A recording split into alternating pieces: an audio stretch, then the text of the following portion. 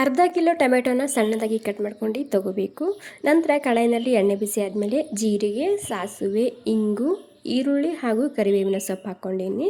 ಈರುಳ್ಳಿ ಕೆಂಪಾಗೋ ತನಕ ಹುರ್ಕೋಬೇಕು. ಇವಾಗ ಈರುಳ್ಳಿ ಕೆಂಪಾದಮೇಲೆ 1 ಚಮಚ ಶುಂಠಿ ಬೆಳ್ಳುಳ್ಳಿ ಪೇಸ್ಟ್ ಹಾಕ್ತಿದ್ದೀನಿ. ನಂತರ ಅರ್ಧ ಕಿಲೋ ಟೊಮೆಟೊನ ಹಾಕ್ತಿದ್ದೀನಿ. ಟೊಮೆಟೊ ಬೇಗನೆ ಸಾಫ್ಟ್ ಆಗಬೇಕಂದ್ರೆ ರುಚಿಗೆ ಬೇಕಾದಷ್ಟು ಉಪ್ಪನ್ನ ನಾನು ಇಲ್ಲಿ ಸೇರಿಸ್ತಿದ್ದೀನಿ.